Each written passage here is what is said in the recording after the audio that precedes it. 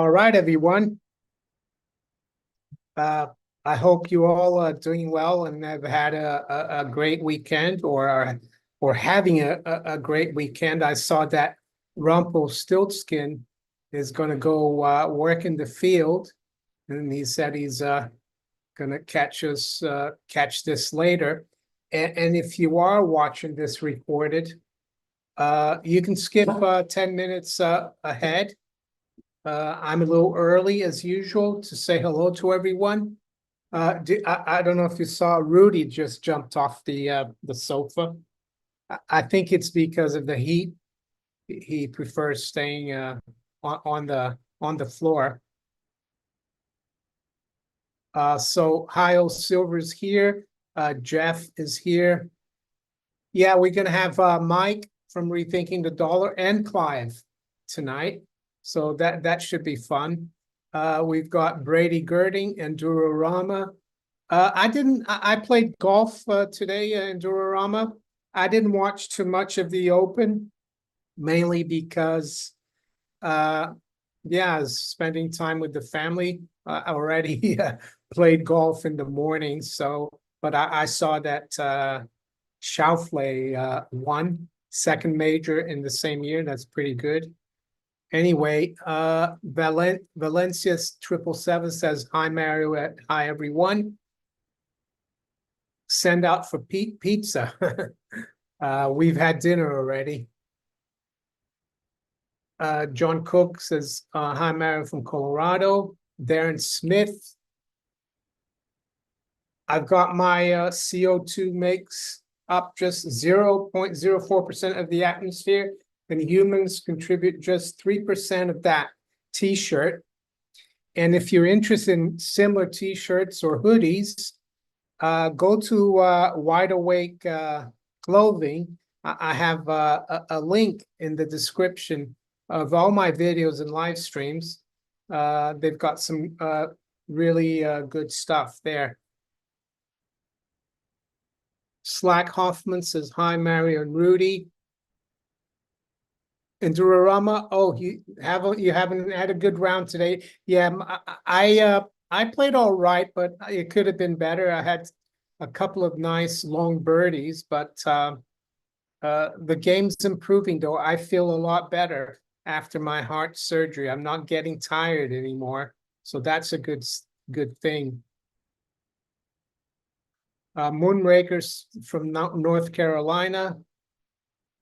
So the title of the live stream today, before we move further, is let's see here: dark clouds gathering as cybersecurity puts trillions of dollars at risk. So we're going to talk a bit about these IT problems we've seen since Friday. We're going to get Clive and Mike's opinion on it. But we can talk about everything. I saw that President Biden just dropped his dropped from the race for president. That's an interesting thing as well. I think we are in the kind of times that things happen. So many crazy things happen in days. The stuff that's happening in this day and age, 30, 50 years ago, it would happen maybe once every 2 years. So things are really in crisis mode. And I'm going to recommend a book as well that I've just started reading that will help you hopefully navigate the next decade, because I think it's going to continue to be quite chaotic, the whole world, especially the West. Not Joe King. Hi again. Glad you're on the mend. Could you ask the audience if anyone's going to watch Dominic Frisby at the Fringe this year? Well, they can tell you if they are, if they're here. I'm not gonna. Yeah. So there you go.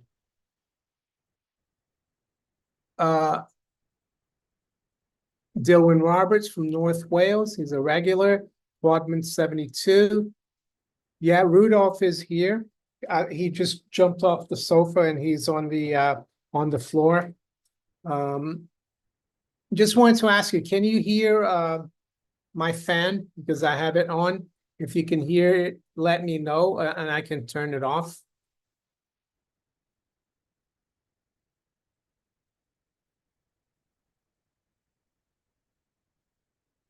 Whitney Webb had intel on JD Vance. Yeah, I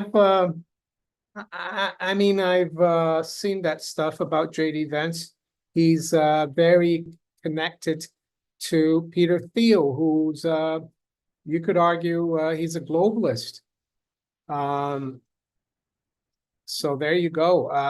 I personally think what we're having is a battle not against the deep state, but a battle between factions of the deep state. Um, that's what I see. Yeah, and Peter Thiel, he considers himself a libertarian, but he's in the steering committee of the Bilderberg Group. I don't think that's being a libertarian. Andrew Bevan says no fan sound. That's good. That's good.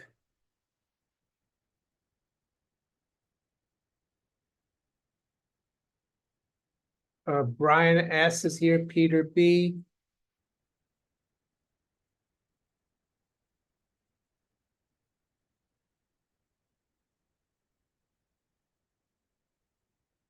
Oh yeah, Big Mike. So big. I know what you're talking about. Yeah, it's not Mike rethinking the dollar, but Michelle Obama. I see. Yeah, there's a lot of speculation of who's going to be running for the Democrats. And talking about Mike, we've got Mike from Rethinking the Dollar coming on. Clive is gonna should be coming on soon. Um, I've turned the fan off because it's a bit noisy here for me. Um, Mike, is he waiting to come on? I guess a little bit. Catherine Hernandez got here as quick as I could. Hi, Catherine. Nice to see you. Rich Tuga de Montreal. Jillian B from Perthshire or Perthshire. Steve Dent from New Zealand. Mark from Liverpool.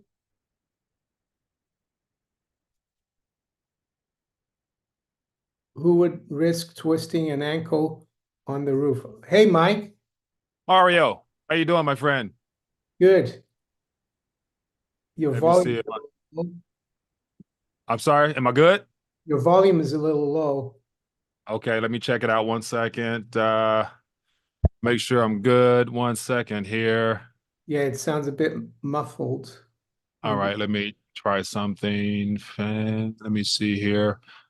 All right, I should be. Is it? I can hear myself. I can see my little Yeah, volume meter. yeah, that's good now. Yeah, that's great. Okay. How you doing, man? Yeah, I'm fine. I've got my CO2 shirt. Yeah, you're playing your part in saving the planet, huh? No, it says it's only 0.04% of the atmosphere and humans only use 3% of it. So there's Hey, a speculation, Mike, here on the chat uh-huh. that Big Mike is going to be not you, but the Big Mike. What we can talk about that when I think Clive is just coming on as well. Yeah. I'm kind of torn between all these narratives, like, and I'm not quite sure because they're the I'm not sure who's If you the could hear me, I don't hear you yet. uh-oh. Oh, okay. We can hear you, Clive.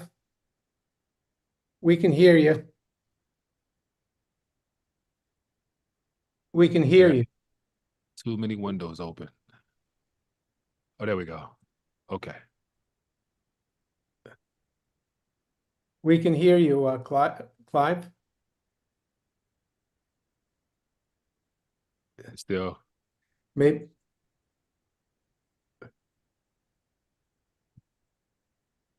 CrowdStrike, maybe? I don't hear you, Mario. Just my end. Yeah, Just it is. Because I can hear Mike.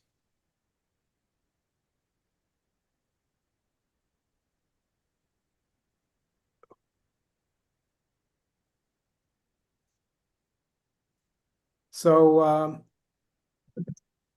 let's see. A second. Yeah.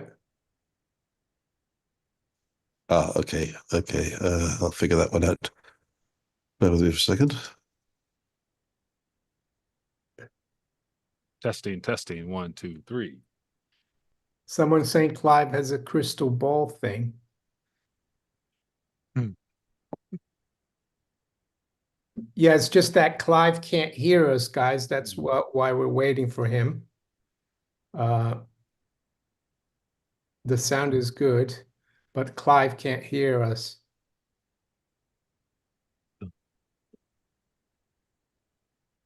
Clive, yeah? Mike?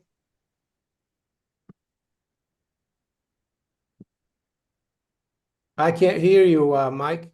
Okay, so the host muted me. You can hear me now? Yeah, yeah. Okay.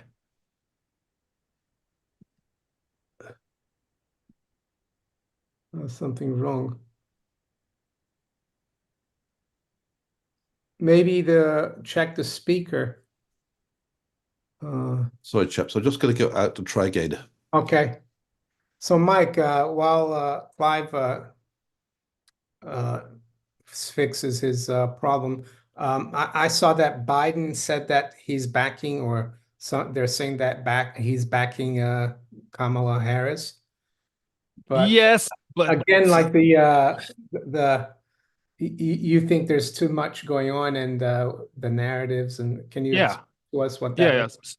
So this week in general has been something like I've never really paid attention to in my whole entire life as far as the events that have unfolded. And clearly someone, not sure who, we can all suspect, we can all, question who's actually doing all the narration of these events, but they're floating stuff out there preemptively to see how it's received by the public. And Mm, so first it was, Joe's not the great. So it's, for me, it started when they meaning the Democratic Party flipped on his mental health. And then like the next day after the debate, everybody had an opinion. Well, perhaps he is too old, and clearly he's not where he should be. But it's like that's been the case for the last 2 years of his presidency. So mm, at that point, something changed, I believe. And then the idea of Kamala was floated out there. Then someone floated, Michelle, Big Mike, whatever people want to call yeah. it. And then from there, then of course Whitmer, the governor of my state, came into the question, and of Yeah. course Newsom was already out there. And now, according to the Hill article last night, Hillary Clinton might be back, and she's like, apparently has won the support of a lot of people on that side of the aisle. So once Yeah. again, it seems like a scramble, but ultimately, will it matter? I don't know, but it's becoming even more so of a political theater than ever before. So it's Yeah. like a big drama from out of DC. It looks like. Yeah. So we might wait and see. Someone said that the Economist magazine had Trump's ear on the 2024 cover. I didn't I didn't look at the Economist magazine the cover this year.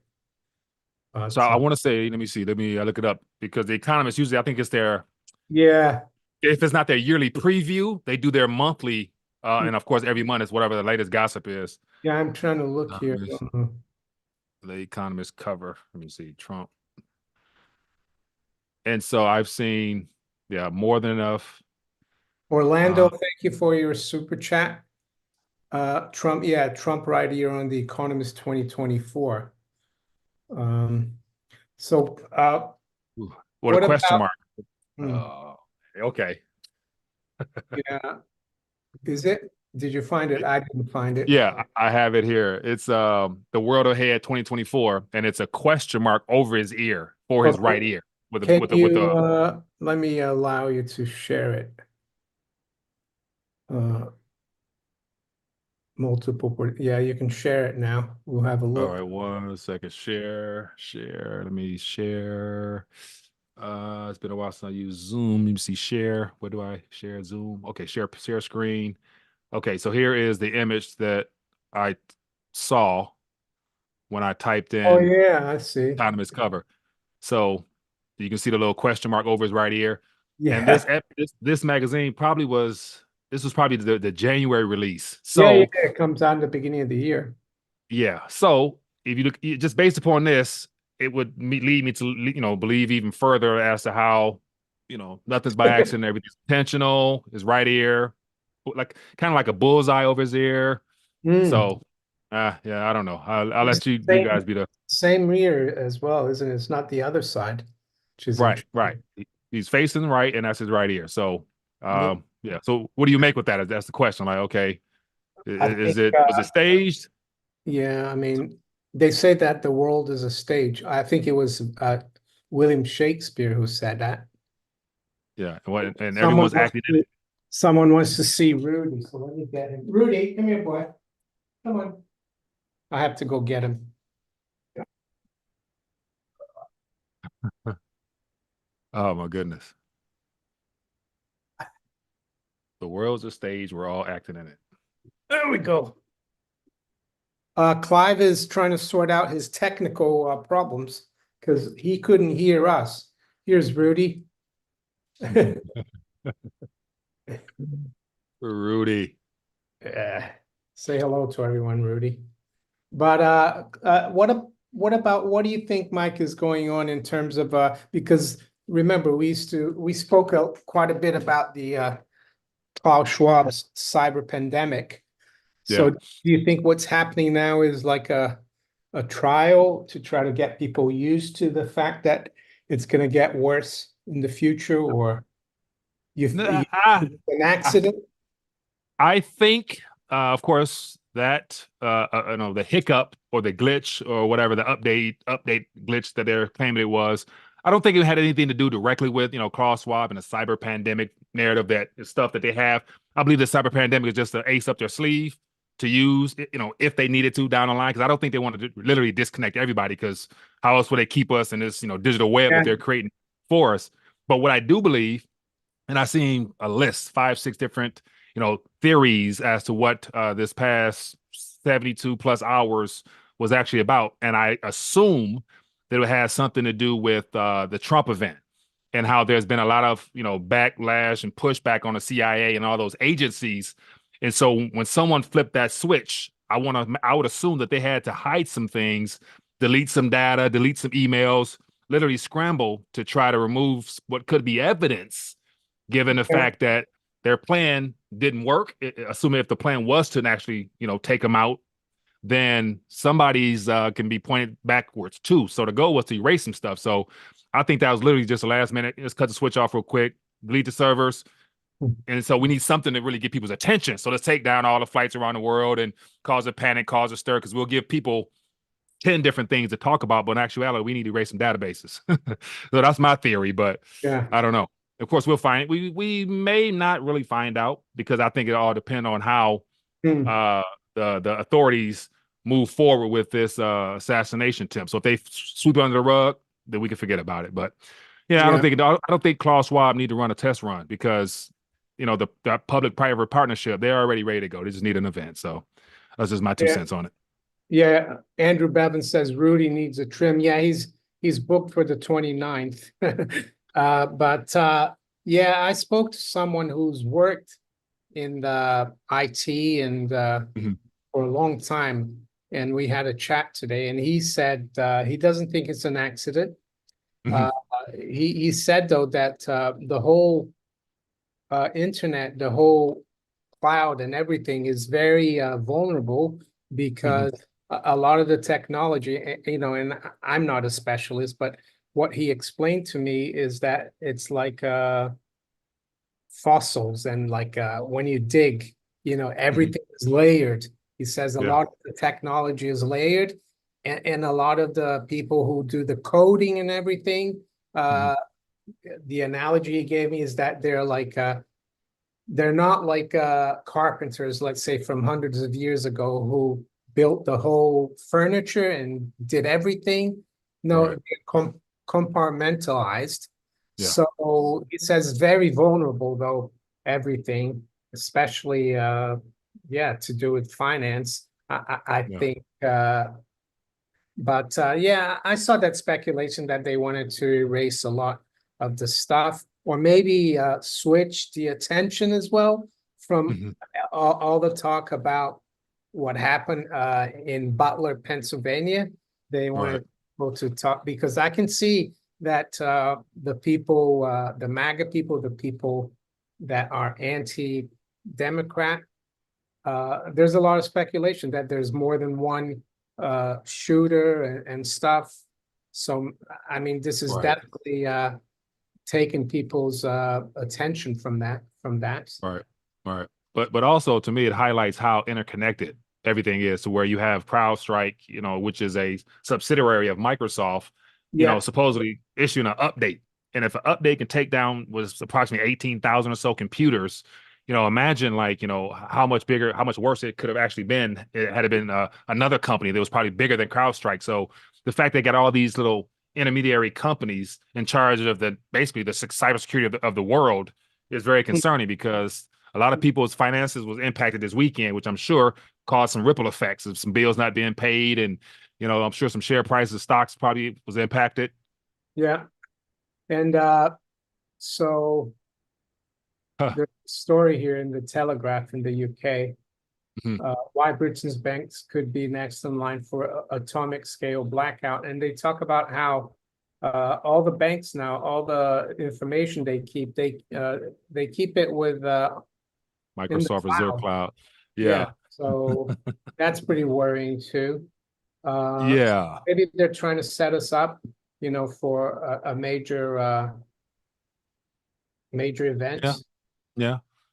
And that's the thing. Like, so if that's England, so it's good to say they have banks in other nations doing the same thing. And so if they're trying to gather at a last minute effort to put all those banks into the cloud, that makes it even greater of a chance that that is a single point of failure to where if the Azure cloud goes down, therefore all the associated banks are impacted as well. And then that could be enough to cause like a holiday type of event. Yeah. So yeah. But then again, the good Oh, thing is a Clive lot of your viewers know is better than coming have back. everything they have in the bank. Can you hear me now? Yeah. Yes, we Can you hear can. us? Hello, Mike. I'm awfully sorry about Hey there, that. Clive. That's How you okay. doing? I had some technology problems, something to do with Cloudflare. Cloudflare, I fear. Cloud Strike. CloudStrike, yes. You had some Hey, guys, problems as well, didn't you, Clive? Well, yeah, it was a very on the day that we had this outage by Microsoft. I had some Apple problems. We lost, not what lost, two of our Apple watches. My family's Apple watches failed on the same day. Black Mm, screen of death. We haven't been able to recharge them. But more curiously, at 3 a.m., 3:30, 3:40 a.m. That morning, I was woken up by my Apple Watch ringing, and I looked at it, and it was dialing the emergency services. And I said, "What's going on?" So I started to press the cancel button and the stop button. Didn't work. I tried to turn it off. I tried to restart it. It wouldn't do anything. It just kept dialing. And then they picked up, and I apologized to them and said, "Look, really sorry. Um, I didn't call this. Oh, it happens all the time. Don't worry." And there was nothing I could do to stop it calling the emergency service. It then did exactly the same thing at 7:30 in the morning, and it then repeated that about 4:30 or 5:30 in the afternoon. Finally, I restarted, did a hard reset of my watch, and it's now working again. It hasn't called the emergency service again. But the trouble was, it dialed all my emergency contacts as well to tell them mm, that I'd had Yeah. an accident. Well, I was mm, telling Mike when you're away for a few minutes there that I spoke to someone today. He worked for Oracle. Even worked for MicroStrategy. So he's like an IT network guy. And he said, and I told him about your experience, Clive. And I said, how come Apple was affected? And he said, well, uh, all this technology has been layered upon, and Apple still uses a 1977 like technology. Everything's layered. So, and he said the people who work in programming and coding, they know how to do things on the top of the layer, So if you could make a mistake and you could screw the whole thing, he said it's a real house of cards. And the other thing he said is that the Russians and the Chinese, they started to build their own technology, so they don't have all the layers, so their system is a lot safer. But Clive, I wanted to change a little bit the subject now, and I'll ask you and then Mike, because William McPound, I think he asked about this here. It shows up on the US debt clock over here, I think. Where is it? It's the ratio. Oh, yeah, paper to silver ratio, 402.35 to 1. So he's asking what that means. So if you put the little mouse on top of there and go to the top of that clock, it says the number of paper silver ounces traded on the major world silver exchanges divided by the actual world production of silver in ounces. So William, this is just how leveraged it is. It's 402 to 1. So that's why they've been able to control silver, because most of the silver traded is just paper, and it's leveraged 402 to 1. So what that means, for every ounce produced a year, they trade that ounce 400 times. Is that how you guys see it? I'll let Clive answer first, and then Mike. Exactly, that's my reading of it. But what this is telling us is that there are a lot of short-term speculators in the market. They buy in the morning, they sell in the afternoon, and quite possibly they engage in price manipulation for their own benefit. So when the price of silver goes down, that's I don't think that's long-term savers like you and I, Mario, going down to the pawn shop and selling our gold or silver coins. I think that what's going on there is the short-term speculators are unwinding their positions. Typically, this often happens at the end of a weekend. You see the price of gold and silver, they both decline on a Friday. And I think people who've gone long in the week are unwinding their positions because they don't want to be long over the weekend. Or short as well, sometimes. It could go both ways, yep. But that usually we see a decline on the Fridays, mostly. That's right. Mike? Yeah, not being a technical, futures trader guy, but just seeing that astronomical ratio there lets me know how much of a paper matrix they've been able to get away with. And my question then would be like, what's the largest that ratio has ever been before? And then is that 402? Is that something low key that's on average, or is that mild, or where does that stand at historically speaking since they started the futures with these paper games they're playing? So because that could be very small comparison to what it usually has been in the past. Therefore, they could kick the can down even further or keep this manipulation going even longer. Probably, would you say? That's true. That's true. I don't know how. I don't think it's been much bigger than this. But the other thing I would say, that most of that leverage is being played in COMEX, and also there's a lot of leverage on the OTC market or LBMA market, which is just like the international foreign exchange market. And just wanted to look at the gold one. It's not as leveraged, 127 to 1 gold. So. Yeah. Now, watch this as a follow-up question out of curiosity. We see what the numbers are: 402 for silver, 127 for gold. Now, with all the activity happening with the Shanghai futures, and apparently them being more in the physical realm, I guess at what point will that impact what's happening over here with the West criminality with their futures here? And then could the activity from there impact those numbers that we just saw on the screen here, to where they end up coming down eventually? Yeah. All right. Someone, P, thank you for your super chat. P says Biden dropped out, endorses Kamala, or I don't know how you pronounce that, Kamala or Kamala. Kamala? Yeah. Clive, did you see that? Yeah. Yeah, I did. I think a lot of people were writing. I put an article out a few weeks ago saying he's going to drop out of the race, or if he's not dropped out, he'll be forced out. And I got quite a few people writing to me saying it will never happen. Well, it has happened now. I think the surprise is that he's endorsed Kamala Harris, but that does not mean to say she will definitely be the nominee. They can still decide in August that someone else could be.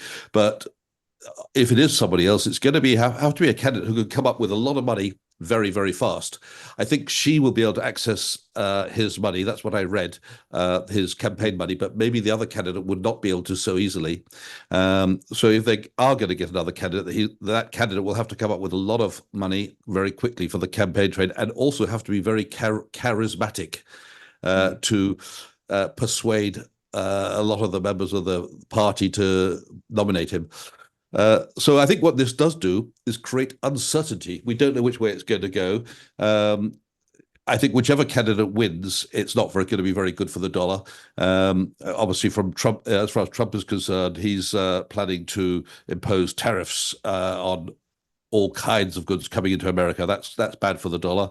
And obviously, if Kamala Harris is sort of a very I don't want to use the word socialist because that's not quite the right word, but she's very pro looking after the population. I think she was a lawyer or in the judiciary before, and she was involved in protecting people after the 2008 crisis, where they were wrongly evicted from their houses for not paying their mortgage interest. So she was a protector of the people, and I think that means that she'd be going along with the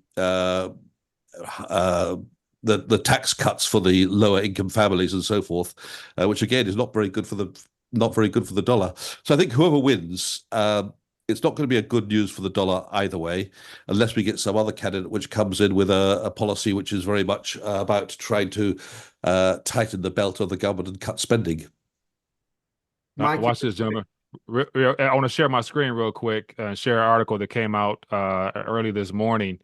And it has to do with allegedly, this is from Zero Hedge, but it says a total failure donors event over Kamala Harris conference call flop. So apparently Friday she held a call with a lot of donors, and from what was reported according to this source here, it didn't go too well.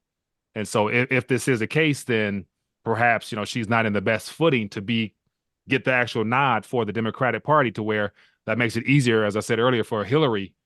Which the Hill article floated last night, saying that perhaps she's able to come back because she's been in this since day one. So I would imagine it wouldn't be hard for Hillary to get that nod if they actually considered her. So, but if this is true, then Kamala may not be lasting for much longer. So of course we'll find out this week. So that's just something that is worth sharing. And I don't think like people who donated millions to Joe Biden would be happy. They might not be happy that the money goes to Kamala Harris either. But one thing that Trump said in his speech at the RNC, I listened to some of it, is that he's going to be protectionist, but he actually said that if the Chinese want to come and build factories in the U.S., car factories, they're welcome as long as they employ American workers. So he said that, which is interesting. But one thing and I'm not against tax cuts, so he wants to cut taxes, which I would say is a good thing. But he said, Clive, and we know this is a problem, and you know too, Mike, that he doesn't want to touch, Social Security and Medicare, the huge unfunded liabilities, and there's no, if he doesn't do something about that, the debt situation is going to get even worse, because we can see here Social Security liability, Medicare, unfunded liabilities, 217 trillion. So he's saying, we're going to grow the economy, which he very well might do. You're going to cut taxes, but we're going to keep funding, these unfunded liabilities. So I agree with Clive. Whoever wins, the dollar is going to continue to go lower. They're going to continue to inflate. And I think if you are more protectionist as well, other countries why should they buy your treasuries and fund you if you're not playing ball? And we're already seeing that, aren't we, with what's going on with BRICS. So just wonder what you think, Clive, and then Mike can chime in as well. I think the BRICS movement is a sign of the times. Obviously, other nations are, and that's not just enemies of the United States. It's other nations who are just not the best friends with the United States are saying we need a plan B in case, for whatever reason, we find that the dollar is weaponized against us, and that's what's going on with the BRICS. They're looking to have an alternative method of settling currencies between themselves, settling trade, which reduces the importance of the dollar. So I think going down the line, we could get to a situation where there is an incident of some sort, and a lot of dollars suddenly come rushing home back to America, looking for basically being sold by foreigners. What could that incident be? It could be anything, but one of the things which I think might happen is we might have a collapse in the stock market. Now, I'm not for a moment forecasting it. I think actually it's probably going to carry on upwards, but it is rather overpriced at the if we look at the major stocks. And if they were to take a major dip, that means that an awful lot of foreigners will be selling their US securities, and that money is not going to stay in dollars. It's going to go back home where it came from, which would mean a dip in the dollar. But also there'll be less money around to fund the US treasuries. So that there might be something going on there. But in the long run, I think the tendency around the world is to hold less dollars and have less reliance on the dollar, because you never know when it's going to be used as a weapon against your country. Mike? I'd agree. I'd agree. No, so Yeah. clearly the West has abused their privilege at having the world reserve currency, and like everything comes to an end at some point. So clearly we've reached the tipping point to where the world no longer recognizes and needs our national currency, or our debt, just because, once again, if it is the weapon of choice that they're using against the world and are threatening the world with sanctions, it's only obvious that you decide to diversify. And clearly gold reaching all-time highs in all fiat currencies has signaled that to me. So it's just more so, how will the BRICS roll out their alternative? Because even though they're developing an alternative, it still happens to be in a digital lining with what the rest of the world is doing. So all those nations, they still have their own domestic CBDC versions that they're developing, and then they have their cross-border networks that they're using amongst their central banks. So I don't really see it being good for the people, but more so just a rebranding and a restructuring of the monetary structure, which won't be led by the West or the US anymore. So I just think it's same system, just different players at the end of the day. Yeah. So we'll see. Yeah, I think what's happening with the BRICS is they call it the unit, and they might use digital CBDC to settle accounts with each other, like sovereign countries, not individuals. I think individuals are going to keep using the yuan and all their different currencies. Mhm. But what I think the purpose or the function of gold is going to be, it's going to be like prior to World War I, World War II, countries used to keep gold as reserves, not fiat currency, because the problem with keeping the fiat dollar as reserve is that the fiat dollar is a debt. And you can't settle a debt with debt. The only way to extinguish debt is with gold or silver. So that's how I see it. And yes, I agree with Clive. The dollar is going to take a hit, but I think most of the hit will be versus real things, gold and silver, maybe a little bit versus fiat currencies. But like Mike said, they're all going down. They're all making new all-time lows versus gold. Before we move forward, guys, I just wanted to recommend a book I just received a few days ago, and I started reading it this afternoon. The Fourth Turning is Here. There's a good book from 1997 written by this guy and another guy called William Strauss.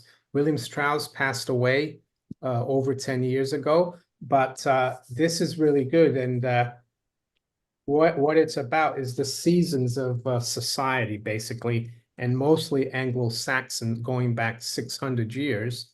And what Neil Howe says is that you have the seculum is like 80 years to 100 years. That's a long life for a human being. And then you have spring, where it's rebirth. Then you have summer. Then you have fall or autumn, and then you have the winter. And we're in the winter according to Neil Howe. He wrote the other book with Strauss in 1997, and he at the time we were in the fall, but he said the 2008 crisis was the beginning of winter, and he says that we're definitely now, in the period where there's crisis and things are happening that are crazy. And that's why we see so much stuff, in the media, on social media about chaos, crisis. And he said it's normal. And he doesn't know for sure, the timing, but we've been for about 16 years in this in the winter, and it's usually 20 or 25 years. So he thinks we still have maybe even up to a decade of chaos and crisis. And he said that the last time we were going into a winter was towards World War, after the crash in 29 and up into World War II. And he said in the 30s, a lot of people in the US thought there was going to be a civil war because there's so much division between the New Deal people, the Democrats, socialists, and the fascists, like in Europe. But eventually it was a world war that erupted. So he says that, yes, we're close to, there's a lot of division. That's the other thing he talks about. The division that we're seeing now is nothing new. But he says, yeah, we could have a civil war in the US, but we could also have a global war or world war. The good part, though, is that eventually, after a huge crisis, people go through a trauma, everything will change. And so I think it's a good book. I highly recommend it. And you don't have to read the first book because he explains everything. So there you go. So Mary, I wonder. see that. Sorry, you go on, Mike. No, I was just going to comment on reference to that winter period. And so if we're 16 years into it, he says it's 25 to maybe 30-ish. And I'm thinking like that kind of lines up with the Agenda 2030 narrative as well, because by then the powers that be would like to have accomplished everything that they're working towards as well. So, could that new beginning be something that's in their favor or the people's favor? So that's that defining moment that we're witnessing right now. Like, who comes out the victor of this? Sorry, go ahead, Clive. Well, I was going to change subject slightly. I see that President Joe Biden's letter of resignation has now come in. It's quite short. That's the letter. But I did spot what could be regarded as a potential lie in there. It starts off, my fellow Americans, over the past 3.5 years, we have made great progress as a nation. Today, America has the strongest economy in the world. We've made historic investments in rebuilding, blah, blah, blah. But then he goes on, we've provided critically needed care to 1 million veterans exposed to toxic substances. Passed the first gun law, safety law, in 30 years. Appointed the first African-American woman to the Supreme Court, and passed the most significant climate change legislation. And then here comes the lie. America has never been better positioned to lead than we are today.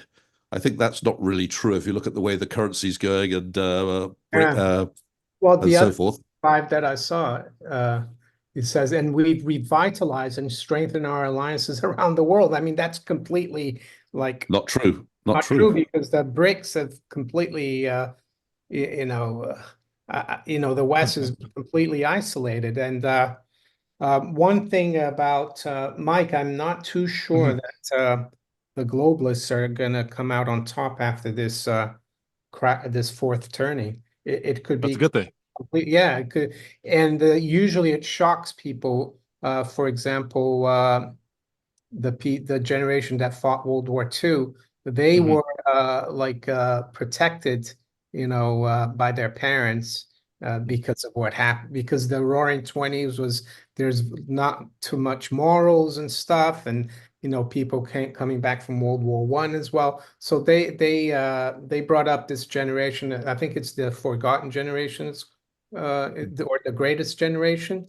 They brought them up like very protected and stuff, but they went on to do great things, for example. So he's saying that I think now it's the Generation Z. Z and They Alpha. Yeah, they're gonna rise to the challenge somehow. And but he says things become a lot more civil and people become much more united. So I think from what I'm reading so far, and I've just started, is that the status quo, the people in charge, they lose out. Everything, the old war order collapses. So I don't think necessarily in this old order. Yeah, so that's encouraging, but we'll have to wait and see. But Yeah. I and it's I put on the thumbnail for this live stream that you should keep your head while those around you are losing theirs. It's from Rudyard Kipling's If poem.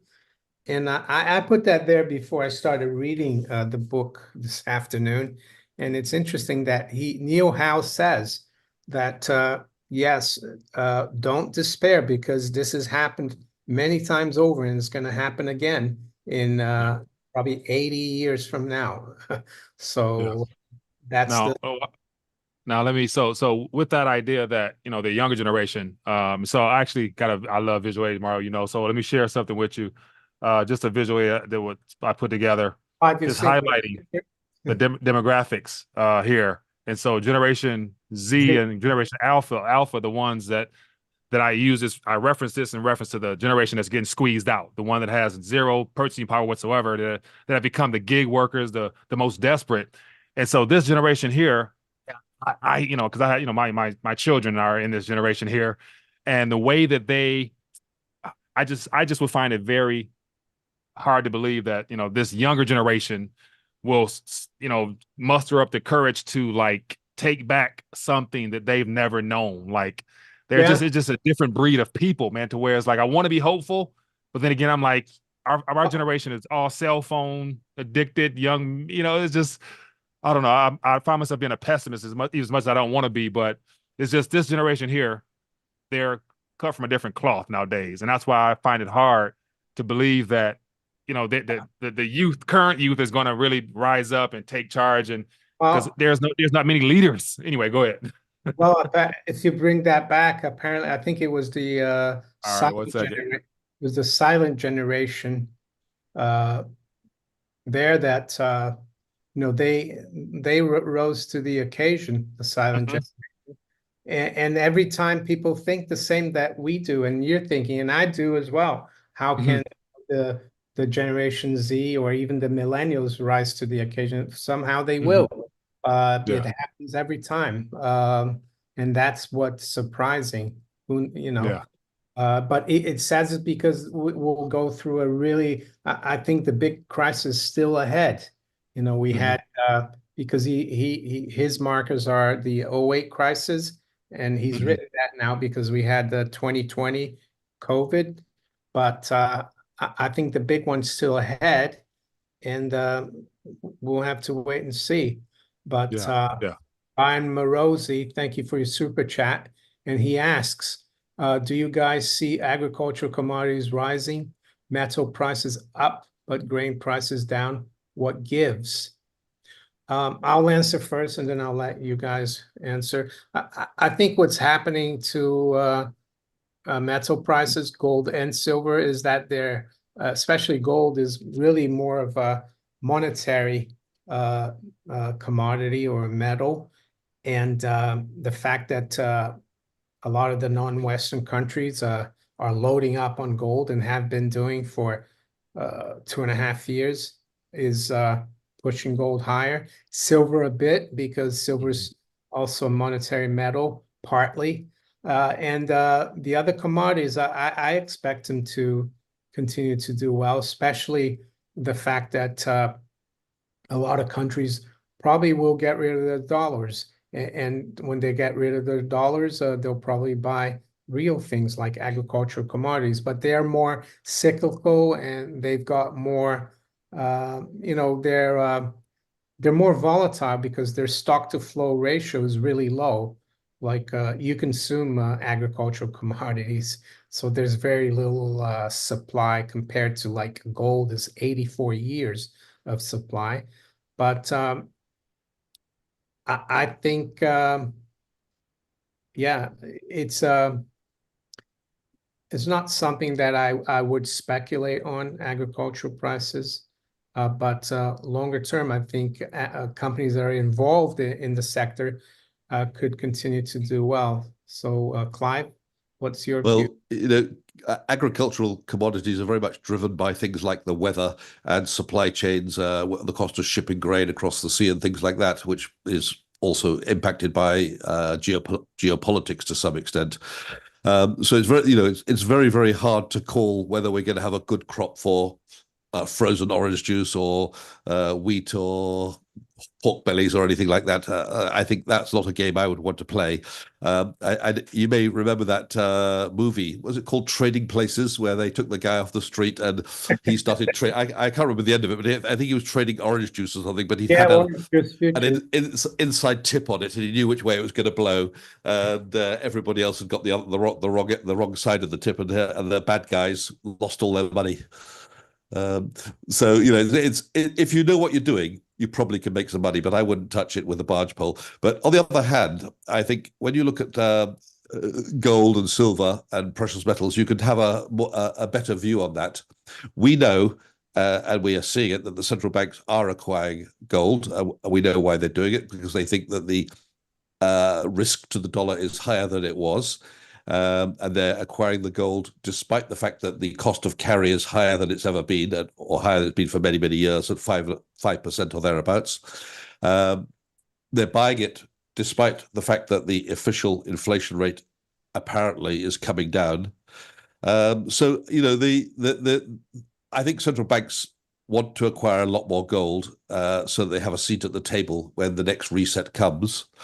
As for silver, we know that the supply and demand has, since 2022, turned into a shortage, and that's not counting the purchase of silver for coins or silver bars, but the industrial use of silver is now exceeding the mine supply.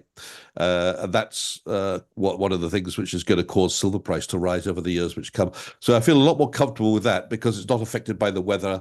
Of course, if we have a bad geopolitical event, it will push gold and silver prices up. But for the most part, it's simply the silver price is simply affected by supply and demand.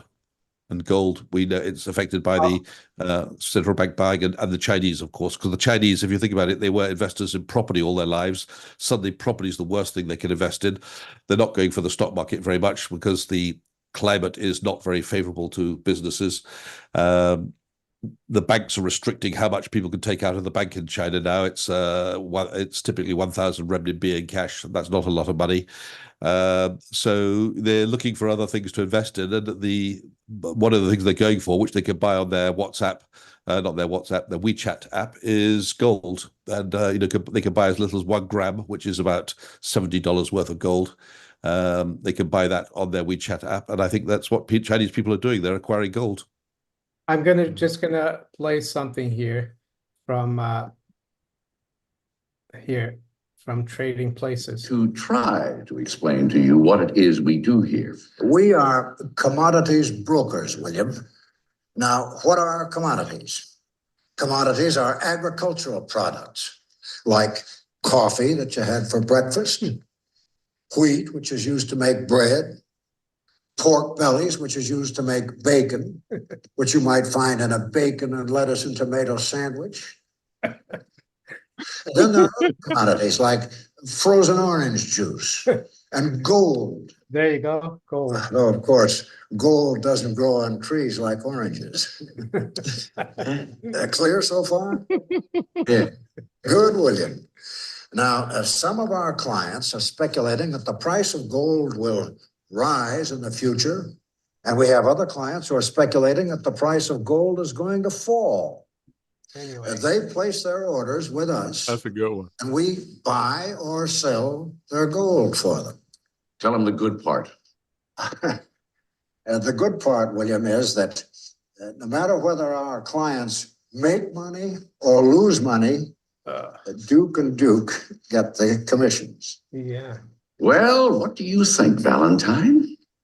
I don't know why it's still playing. Well, it sounds to me like you guys are a couple of bookies. I told you. A couple of bookies. I don't know why. Okay, let's I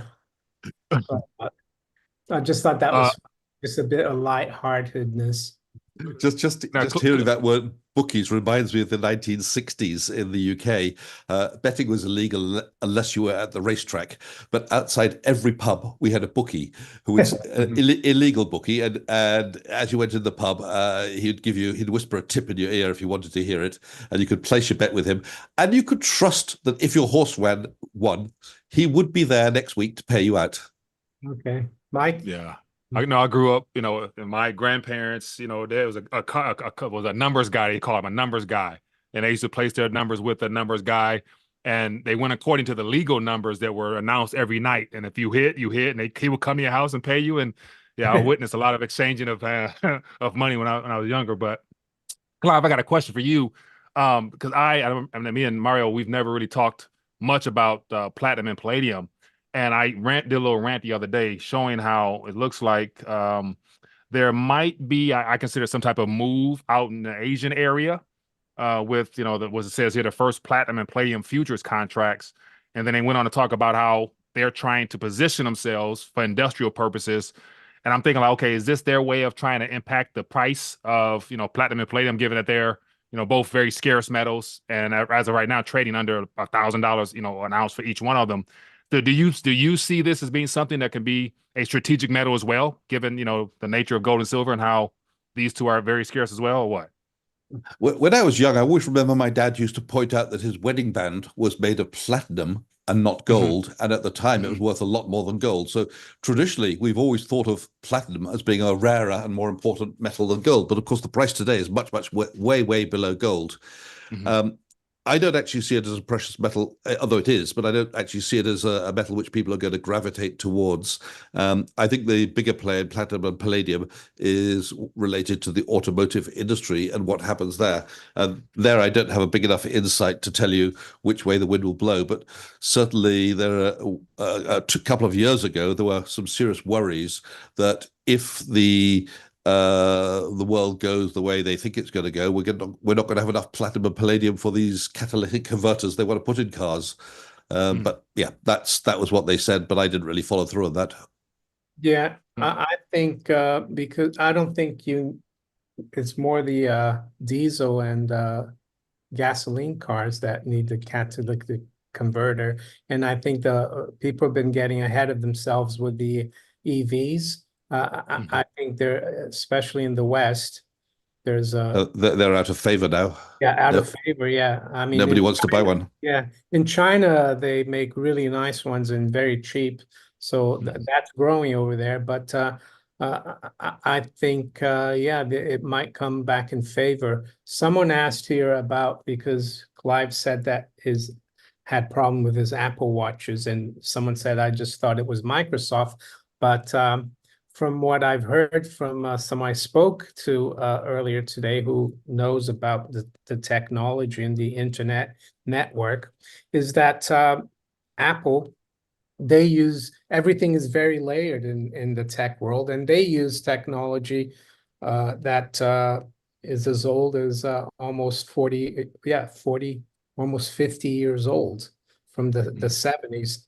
So yeah, something could happen that affects Microsoft Windows, but it could also affect other stuff. And what about if we got the CBDC and we're reliant on that and the technology goes down? We'll all be bankrupt. Right. Yeah, someone said earlier, Clive, made a comment about you. Oh, Clive is the CBDC guy, and I think they're trying to say that you like CBDC. I don't think so. It's just that Clive has been talking about it If Clive liked CBDC, he probably wouldn't be here on this channel, and he probably No, wouldn't be yeah. stacking silver and gold, right? I think the dangers of the CBDC are, it's not for me a danger, but it is for my children and my grandchildren. And for that reason, I'd be against it. I think it can lead to a very dystopian society, and one in which they control you through your wallet, because they'll be able to decide what you spend, whether you spend your money, whether you're allowed to spend it, what you're allowed to spend it on. And we've heard some very disturbing stories out of China in terms of how they're restricting people in all kinds of ways if they are not towing the party line.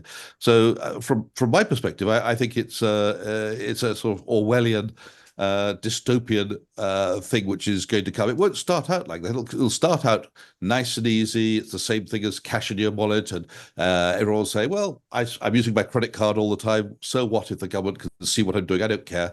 But you can easily get to a point where first of all, you have no choice but to use the CBDC for every transaction, and that'll be they'll say it's for tax evasion reasons, and they'll say it's for anti-terrorism reasons. And then when you're using it for everything, they're going to say, well, you happen to be we think you're a bunch of Colombian drug dealers, so we're going to cut off your wallets. Everyone's going to say, well done, we applaud that, that's just the right thing. And then they're going to find the next guy and they say, well, you're on social benefits. We find you're spending all your money on gambling and booze. So we'll have to stop that and restrict what you can spend your money on. And then they're going to say to you, well, we see you've been on YouTube or whatever, voting for the wrong party and encouraging people to vote for the wrong party. Well, we've got to stop that. So we're going to stop you going on holiday.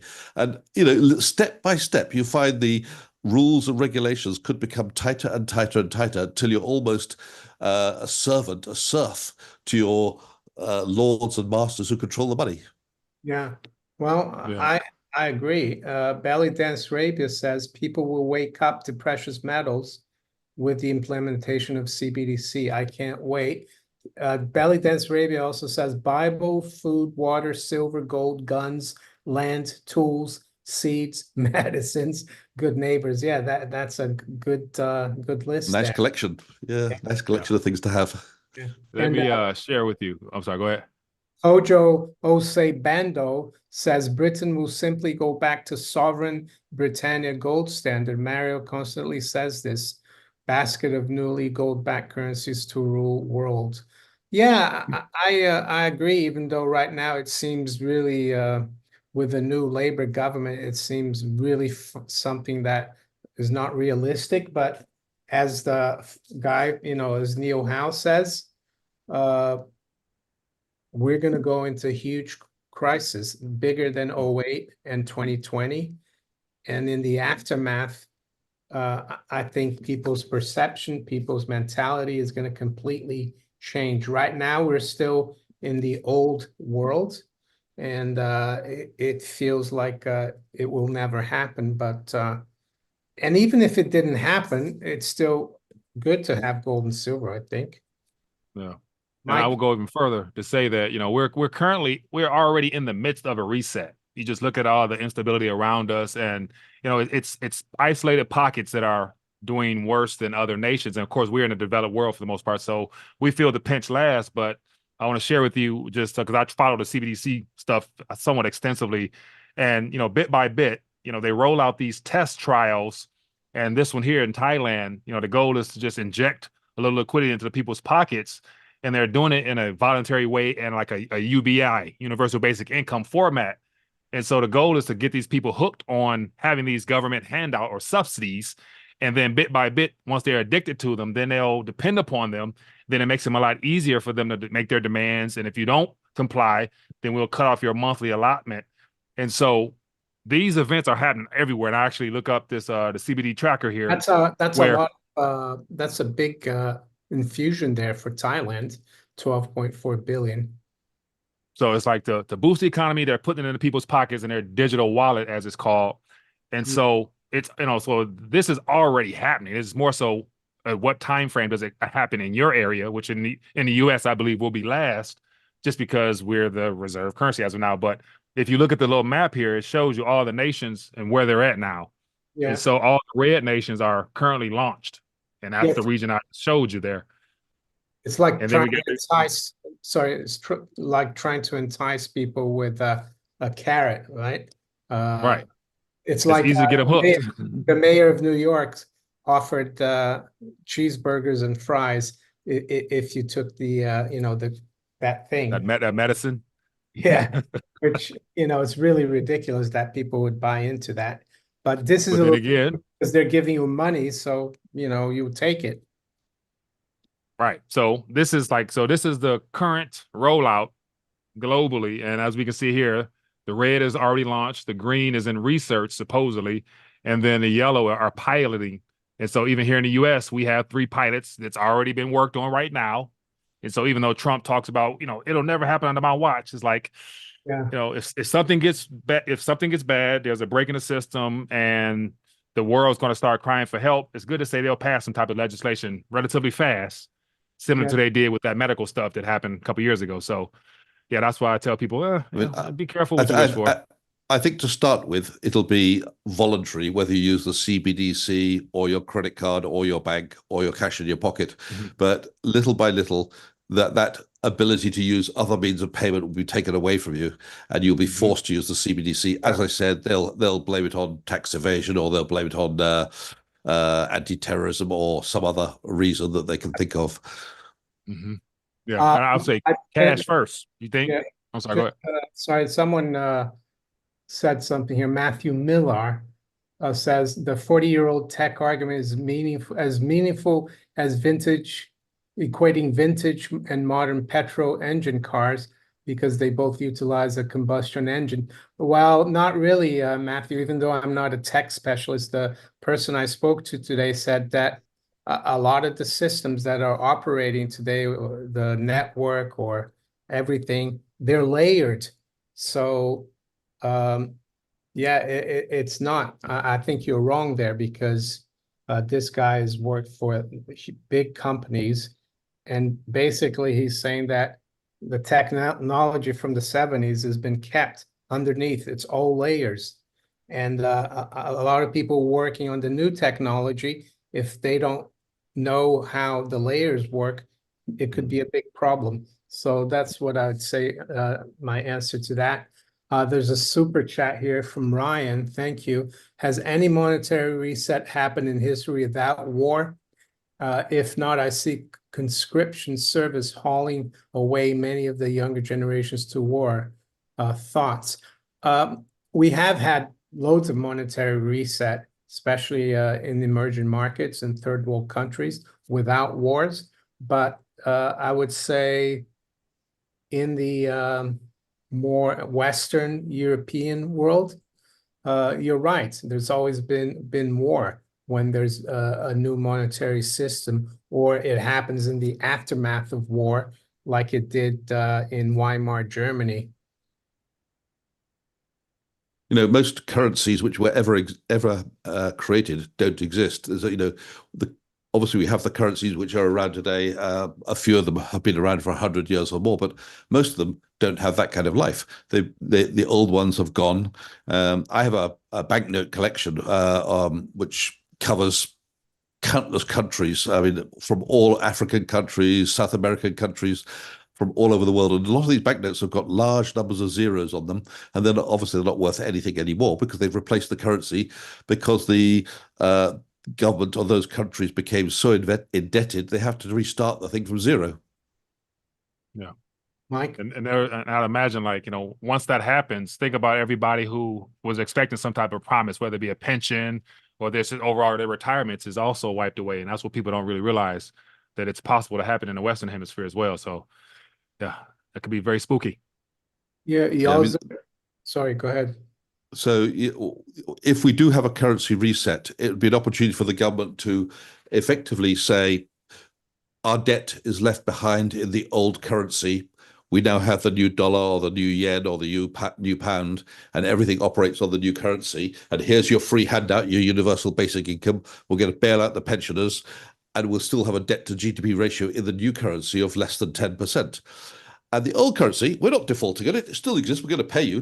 You're just not allowed to spend it anymore. Yeah. Yeah, I mean, so one thing about the fourth turning and also the winter and the crisis period which you're in, if you go back to the last one was like from 1929 to 43, so like the Depression and World War II. So there was a new monetary system with Bretton Woods. And then prior to that, it was the Civil War period. So, you had the greenbacks and that collapsed. The Confederate dollar collapsed.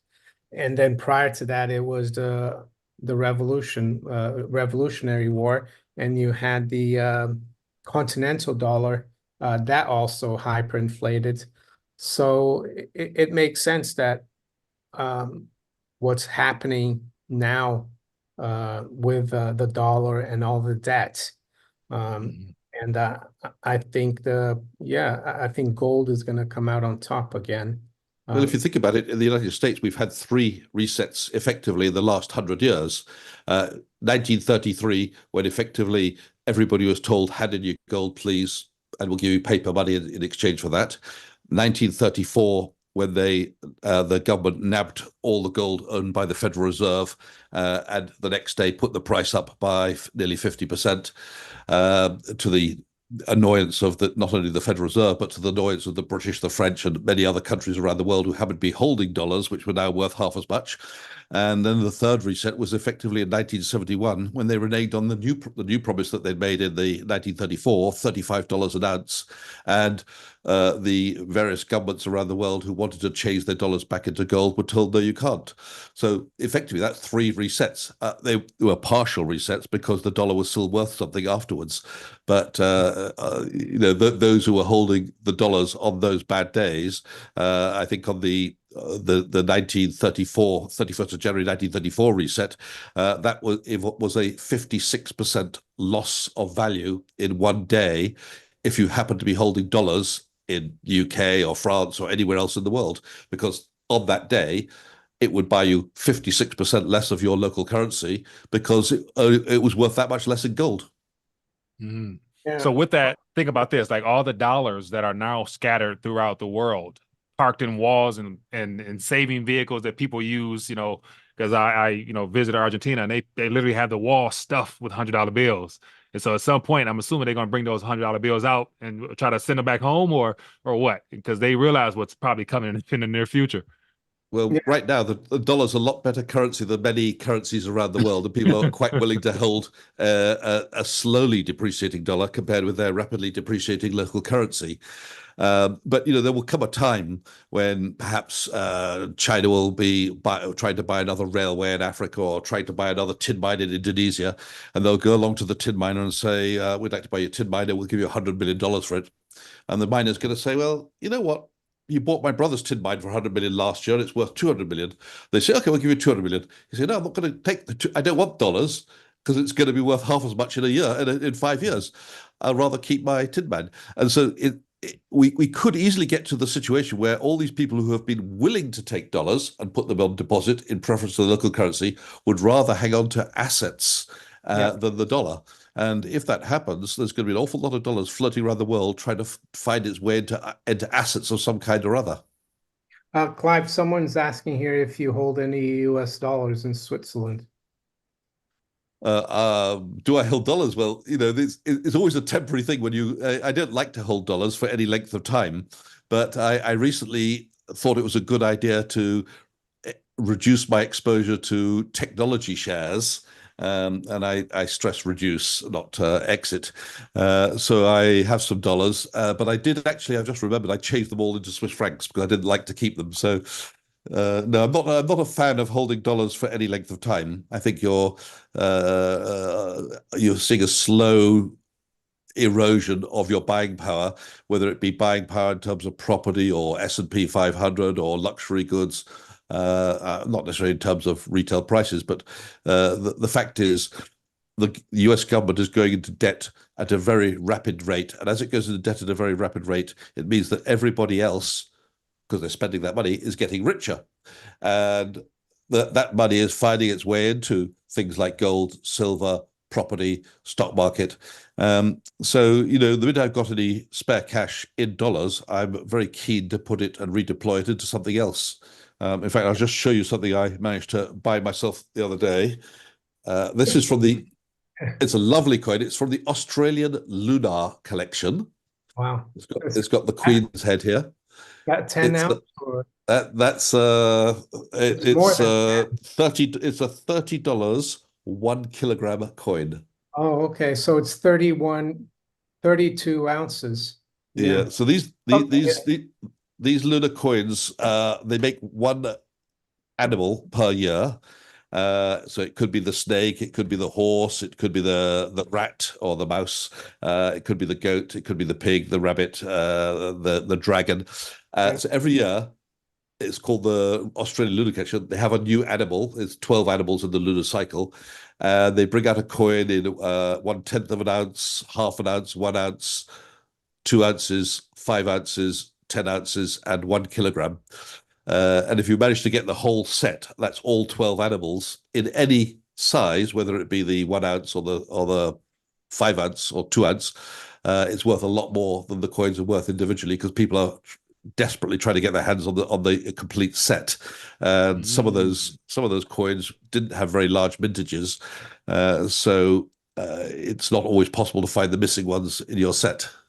Kojo has a question here. He's been asking the question for a while. Sorry, Kojo. I had seen the question. He's asking, will Britain issue a new silver legal tender coin to match Sovereign and Britannia coins? Well, I've got one.